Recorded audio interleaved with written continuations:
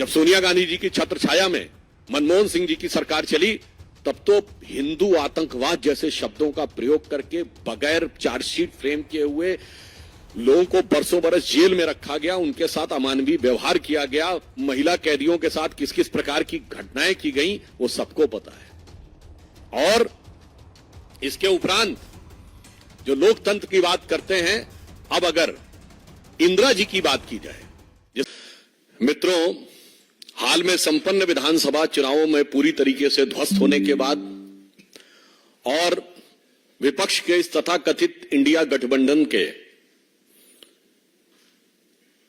देखी जमाने की यारी बिछड़े सभी बारी बारी की तरह छिन्न भिन्न होने के बाद मुझे लगता है विक्षिप्तता में, बौखलाहट में अब कांग्रेस पार्टी बहुत आपत्तिजनक और अनर्गल बयान देने पर आ गई है। कांग्रेस अध्यक्ष श्री मल्लिकार्जुन खड़गे जी ने जिस प्रकार के आधारहीन और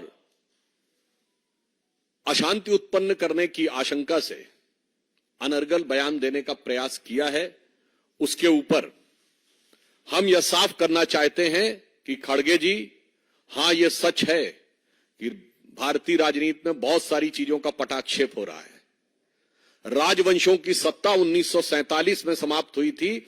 अब लोकतंत्र का आवरण ओढ़े हुए जो लोकतांत्रिक राजवंश हैं, उनकी सत्ता को चुनौती मिल रही है और उनको लग रहा है कि आने वाले चुनावों के बाद उनका भविष्य क्या होगा। और यह मैं ऐसे ही नहीं कह रहा हूं, आप उत्तर से दक्षिण तक देखें तो 2019 के लोकसभा चुनावों में देश की प्रबुद्ध जनता ने इंटाइटलमेंट के आधार के ऊपर जो लोग लोकतंत्र के नाम पर राजतंत्र चला रहे थे, चाहे कश्मीर में अब्दुल्ला और मुफ्ती परिवार हो, वो लोग चुनाव हारे, पंजाब में बादल परिवार चुनाव हारा, हरियाणा में हुड्डा परिवार चुनाव हारा, अशोक गहलोत जी का बेटा चुनाव हारा, उत्तर प्रदेश में अखिलेश यादव जी की पत्नी चुनाव हारी, चौधरी अजीत सिंह और उनके बेटे चुनाव हारे, बिहार में लालू प्रसाद यादव जी की बेटी चुनाव हारी, फिर चाहे तेलंगाना में केसीआर जी की बेटी चुनाव हारी हो, अथवा परिवारवाद के सबसे बड़े प्रतीक श्री राहुल गांधी जी चुनाव हारे। तो खड़गे जी, यह सत्य है। जो आपको डर लग रहा है कि इसके बाद ये लोकतांत्रिक राजवंशों के लिए चुनाव के का भ्रम जनता के सामने रखकर राजनीति करना संभव नहीं हो पाएगा, क्योंकि अब भारत में वास्तविक लोक सत्ता का प्रादुर्भाव हो गया है। सो वॉट एवर श्री खड़गे जी saying, it is real meaning is that those dynastic politics under the garb of democracy, which is continuing, which has been totally discarded by voter in the last election, now seems towards an eclipse, and the true emergence of true democracy is there in the offing, जिसमें भारत के सभी युवा और सभी मतदाता, जो प्रधानमंत्री जी ने कहा है, भारत का गरीब, भारत का किसान, भारत की महिला और भारत का युवा अपनी शक्ति के साथ उभर कर सामने आ रहा है। वैसे ये लोग जो लोकतंत्र की बात करते हैं, तो मैं याद दिला देना चाहता हूं, कांग्रेस पार्टी के पहले प्रधानमंत्री श्री जवाहरलाल नेहरू 0 वोट पाकर प्रधानमंत्री बने थे। अप्रैल 1946 में कांग्रेस कार्य समिति की बैठक में 16 कांग्रेस कमेटियों में से एक ने पट्टाभी सीतारमैया को और एक ने कृपलानी जी को वोट दिया था, और बाकी सारे के सारे वोट सरदार पटेल को मिले थे और 0 वोट जवाहरलाल नेहरू को मिले थे। और इस बात की, उस घटना के अंदर का point by point, minute by minute reference Kripalani की किताब माई डेज विद गांधी में है, मौलाना आजाद की किताब इंडिया विंस फ्रीडम में है, दुर्गा दत्त की किताब India from Curzon to Nehru and thereafter में है। और जो अंतिम प्रधानमंत्री हुए, हो सकता है कि वो व्यवहारिक दृष्टि से कांग्रेस पार्टी के अंतिम ही प्रधानमंत्री भविष्य के लिए सिद्ध हों, doctor Manmohan Singh, the accidental prime minister, उनको कोट कर रहा हूं। प्रणब मुखर्जी जी की पुस्तक का विमोचन करते समय सोनिया गांधी जी की उपस्थिति में स्वयं डॉक्टर मनमोहन सिंह जी ने कहा कि जब मुझे प्रधानमंत्री बनने के लिए कहा गया तो मैं प्रणब दा के पास गया, मैंने कहा प्रणब दा आप मुझसे अधिक योग्य हैं। डॉक्टर मनमोहन सिंह कहते प्रणब दा आप सबसे अधिक योग्य हैं, मगर मैडम ने मुझे कहा है। लोकतंत्र का अद्भुत स्वरूप है। पहले प्रधानमंत्री से लेके अंतिम प्रधानमंत्री तक, 0 वोट से लेके 0 वोट तक प्रधानमंत्री बनाने वाले लोग आज कहते हैं कि लोकतंत्र हमें समझ में नहीं आता है और लोकतंत्र के वास्तविक रक्षक वो हैं।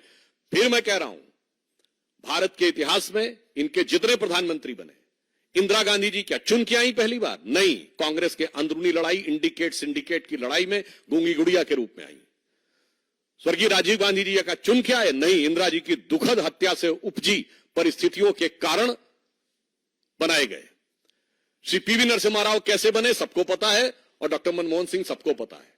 तो भारत के राजनीतिक इतिहास में लोकतांत्रिक ढंग से अगर किसी पार्टी के दो ही प्रधानमंत्री चुन के आए, जो जनता के सामने हमने रखा यह प्रधानमंत्री होना चाहिए और जनता ने चुन के कहा यही प्रधानमंत्री होना चाहिए, एक श्री अटल बिहारी वाजपेयी और एक श्री नरेंद्र मोदी। क्या बात करते हैं।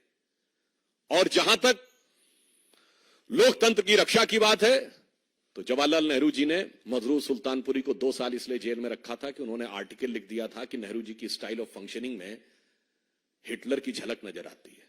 और आज हिटलर की मौत कितने क्या क्या बोला जाए, कब्र खुदेगी, कुत्ते की मौत जैसे शब्द बोलकर जलवाए जलाल से जलवा अफरोज हो रहे हैं और कह रहे हैं लोकतंत्र नहीं है। फिर आप देखिए, और इतना ही नहीं, मौलाना आजाद ने अपनी किताब इंडिया विंस फ्रीडम में लिखा है कि नेहरू जी को किसी दूसरे की तारीफ बर्दाश्त नहीं थी अपने सामने। ये वो 40 पेज हैं जो उन्होंने कहा था कि उनकी मृत्यु के 30 साल बाद प्रकाशित किए जाएं, जो 1988 में प्रकाशित हुए थे। आइए साहब, राजीव गांधी जी के जमाने में एक अखबार उनके खिलाफ लिख रहा था तो उसके ऊपर इनकम टैक्स का छापा और बिजली काट दी गई थी।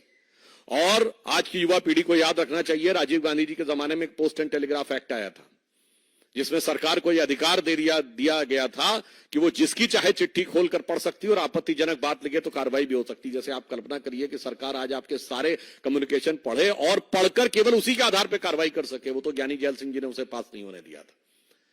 पीवी नरसिम्हा राव, अभी मैं इंदिरा जी की बात नहीं कर रहा हूं, पीवी नरसिम्हा राव, भारत की एकमात्र सरकार जो पैसा लेकर अपने को विश्वास मत प्राप्त किया, यह कोर्ट में साबित हुआ। 1994 झारखंड मुक्ति मोर्चा रिश्वत कांड, झारखंड मुक्ति मोर्चा के 3 सांसदों ने पैसे लिए 1-1 करोड़ और बैंक अकाउंट्स में बरामद हो गए वो पैसे। वैसे आज भी बरामद हो रहे हैं, बहुत थोड़े से बरामद हुए हैं, अभी तो 36 लाख बरामद हुए हैं, 2 ठो BMW बरामद हुई हैं। पर सोचिए कि इनकी फितरत तो कितनी पुरानी है कांग्रेस साथ गठबंधन। एकमात्र प्रधानमंत्री जो उसके बाद भ्रष्टाचार के आरोपों में अदालत की चौखट पे खड़े हुए। और उसके बाद जब सोनिया गांधी जी की छत्र छाया में मनमोहन सिंह जी की सरकार चली, तब तो हिंदू आतंकवाद जैसे शब्दों का प्रयोग करके बगैर चार्जशीट फ्रेम किए हुए लोगों को बरसों बरस जेल में रखा गया, उनके साथ अमानवीय व्यवहार किया गया, महिला कैदियों के साथ किस किस प्रकार की घटनाएं की गई वो सबको पता है। और इसके उपरांत जो लोकतंत्र की बात करते हैं, अब अगर इंदिरा जी की बात की जाए, जिस समय लोकतंत्र वास्तविकता में खत्म हुआ था, आज की पीढ़ी जो हमारी जनरेशन के भी लोग हैं उनको भी नहीं मेमोरी है, इसलिए भारत की 3/4 जनसंख्या को नहीं पता है। क्या आपको पता है कि एक बार लोकसभा का कार्यकाल बढ़ा दिया गया था, ये 5 साल से बढ़कर 6 साल? यस, इंदिरा गांधी जी के समय में इमरजेंसी में। आपको पता है कि मूल अधिकार समाप्त कर दिए गए थे। और मैं याद दिलाना चाहता हूं कि लालू प्रसाद यादव जी की बेटी का नाम मीसा है। वो क्यों है? MISA एक एक्ट था, maintenance of internal security act during emergency, जिसमें अगर किसी को जेल में डाल दिया जाए तो वो जमानत के लिए अर्जी नहीं दे सकता था, वो कोर्ट नहीं जा सकता था। एक बार जेल में गए तो अंदर, न वकील न अपील न दलील, अंदर।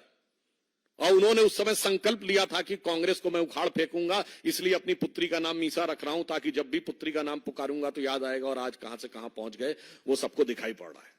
अब मैं याद दिलाना चाहता हूं, ये जिस प्रकार की चीजें थी, आज मैं याद दिलाना चाहता हूं कांग्रेस पार्टी को, क्या कोई ऐसा भी व्यक्ति है जो कांग्रेस पार्टी का सांसद रहने के बाद 1 साल के गैप के बाद सुप्रीम कोर्ट का जज बन जाए?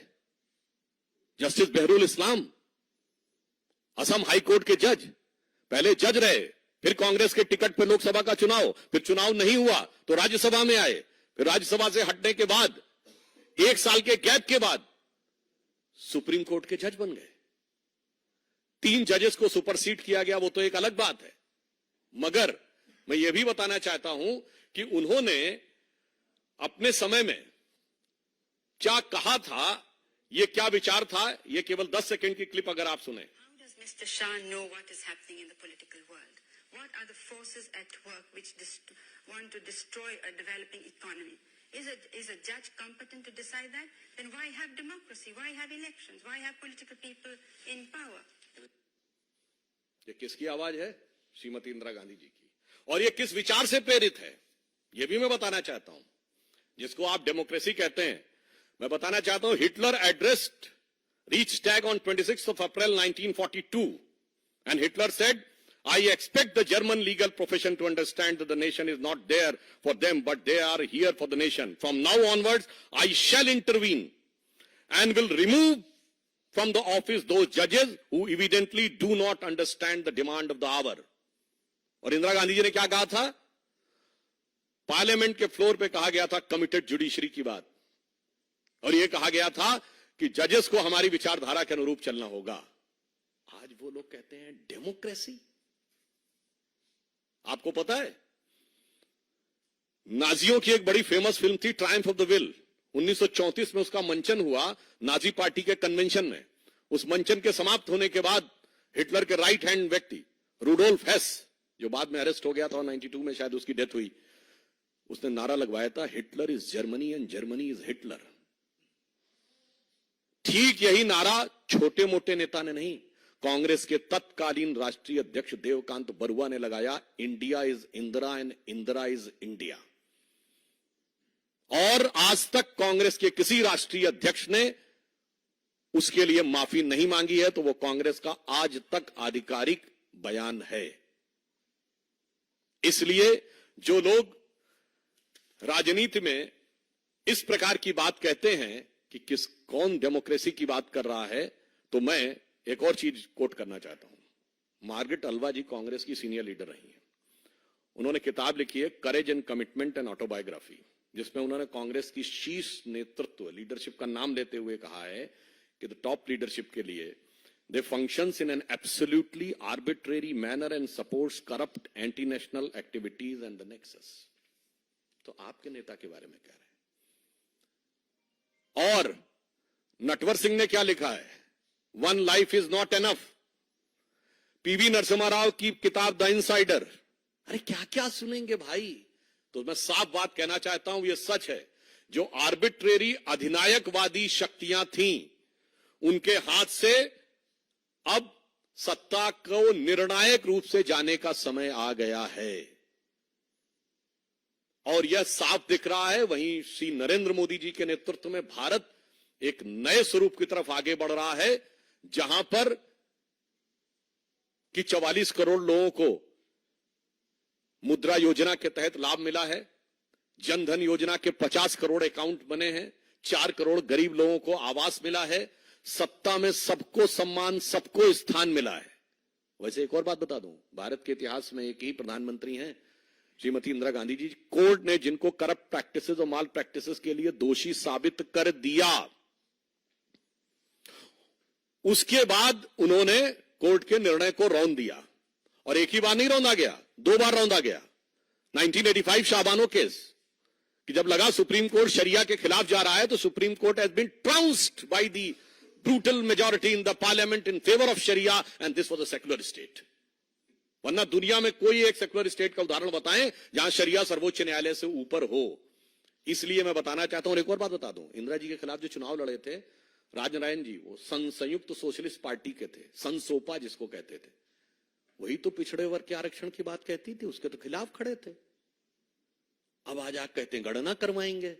जब हाथ में सारी सत्ता थी तब तो कुछ किए नहीं, तब तो सदैव विरोध में रहे, और आज आके कहते गणना करवाएंगे। इसलिए मैं अंत में कहना चाहूंगा कि खड़गे जी ने एक और जो गंभीर बात बोली है, वो मैं सारे करोड़ों देशवासियों से कहूंगा, इसको गंभीरता सोचिए। उन्होंने कहा कि हम गुलाम थे, और कहते हैं कि तुम लोग गुलाम के भी गुलाम थे। ये गुलामी की मानसिकता है। आप कह रहे हैं कि हम दुनिया के एक विचित्र देश बताए जाते हैं कि जो 1000 साल तक गुलाम रहा, फिर भी जो समाज में विकृतियां आई, समस्याएं आई, उसका कारण शासक वर्ग नहीं था, हम थे। ये कौन सी गुलामी की मानसिकता है भाई? आप खुद सोचिए ना, मतलब हम खुद मुख्तार गुलाम थे। तो मतलब गुलाम भी थे और डिसाइड हम कर रहे थे। जो हमें काट रहे थे, जो हजारों की खोपड़ियों का ढेर बना रहे थे, जो बंगाल फेमाइन में हमको मार रहे थे, वो जिम्मेदार नहीं थे। जो कट रहे थे, मर रहे थे, भूखों मर रहे थे, वो जिम्मेदार थे। 1000 साल में समाज में जो आया। कांग्रेस इस गुलामी की मानसिकता का प्रतिनिधित्व करती है। इसीलिए मैं कहना चाहूंगा कि अब वस्तुस्थिति यह है कि जो हम किसी जमाने में कहते थे ना, उगा सूर्य कैसा कहो मुक्ति का ये उजाला करोड़ों घरों तक न पहुंचा, मोदी जी के आने के बाद उस करोड़ों घरों तक पहुंचा है। अब कांग्रेस की इस गुलामी की मानसिकता के लिए जो अंग्रेजों ने दी थी, वो आज तक उनके दिमाग में है। तो कहना चाहता हूं ना, संयम व्यवस्था न एकात्मता है, भरी है अभी तक मनों में गुलामी। वही राग अंग्रेजियत का पुराना सुनाते बड़े लोग नामी गिरामी। बहकती मदिर जिंदगी की लयों में अभी मुक्ति गायन स्वरों तक न पहुंचा। उगा सूर्य कैसा कहो मुक्ति का ये उजाला करोड़ों घरों तक न पहुंचा। मतलब अभी भी बहकते कदम हैं। स्वतंत्रता का, मुक्ति का वास्तविक गायन उनके कान में नहीं पहुंच पाया है।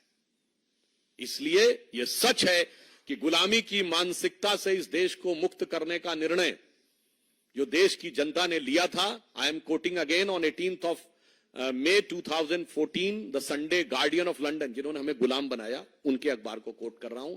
उन्होंने लिखा था कि 16th of May 2014, जिस दिन मोदी जी के नेतृत्व हमें स्पष्ट बहुमत की सरकार मिली, should be known as a day of second independence in India.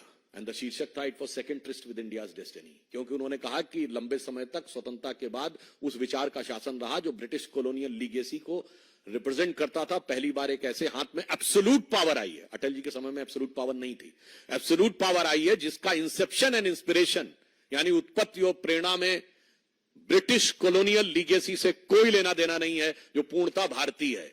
इसलिए ये कांग्रेस और कांग्रेस गोत्र के जितने दल हैं, उन सब के लिए भविष्य निश्चित रूप से निर्णायक अवसान की तरफ बढ़ रहा है।